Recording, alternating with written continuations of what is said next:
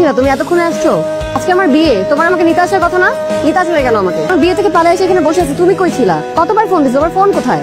Flight হয়েছে বুঝছি, আমি বাসায় চলো। কার বাসায়? আমার বাসায়। বাবার সাথে কথা বলবা, 2 বছর হয়ে গেছে, এখন যাবো বাবার সাথে কথা বলবা। আমি এমনি পালায় আসছি, I cannot face it, you have to face it. চলো।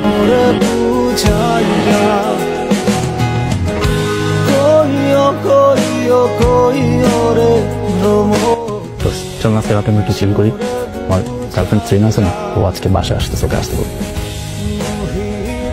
এই আপনি আমার রুমে কি করতেছেন?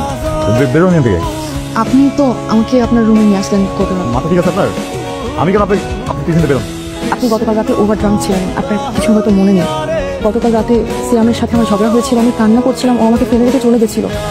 আপনি তখন আমাকে সান্ত্বনা দিচ্ছিলেন আর কথা বলতে বলতে আপনার রুমে চলে এসেছি আমরা। কি হয়েছে, কিছু বলবা? ও কি বলবে? ওর বলার কোনো মুখ থাকলে না কথা। লাবণী তুমিও তো জানো, গতকালকে আমার গার্লফ্রেন্ড চিনা আসছিল আমার বাসায়। ওর সাথে একটু রাগারাগির পর্যায়ে আমি বাসা থেকে বের হয়ে যাই। আর ও এই সময় আমার গার্লফ্রেন্ডকে বোঝানোর ছলে ও সেটা সুযোগ দিচ্ছে। কিভাবে পারবি তুই ফাসেন? তুমি আমার ফ্রেন্ড, আমরা এতটা বছর একসাথে থাকি, তুমি আমার ভাইয়ের মতো। তোর কি মিনিমাম একটা সেন্স কাজ করে নাই? তোর কি বিবেক বুদ্ধি কিছু কাজ করে নাই?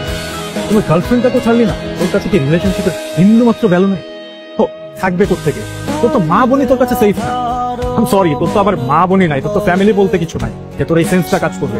তার গার্লফ্রেন্ডের সাথে কি ব্যবহার করা উচিত বা কি করা উচিত কিনা তোর থেকে এটা এক্সপেক্ট করি নাই পয়সা। ও যা বলছে এগুলো কি সত্য? কালকে মদ খেয়ে তুমি কি করছো সেটার থেকে বেশি আমি কষ্ট পেলাম জেনে যাওয়ার পরে তোমার মুখে মুখে মিথ্যা বললা। তার মানে তুমি কখনো আমার সাথে অনেস্ট ছিল না। আমি রিয়েলি সরি দোস্ত। সিয়াম আসলে আমাদের কিছু পার্সোনাল ছবি নিয়ে আমাকে ব্ল্যাকমেল করে ফয়সাল ভাইয়ের রুমে পাঠিয়েছিল। বিশ্বাস কর, ফয়সাল ভাইয়ের সাথে আমার কিচ্ছু হয় নাই। কিন্তু কি আমি এখন কেন করবে? সিয়াম আসলে তোকে পছন্দ করে, আমাকে অনেকবার বলেছিল এই কথা। কিন্তু তুই তো জানিস আমি ওকে কত ভালোবাসি।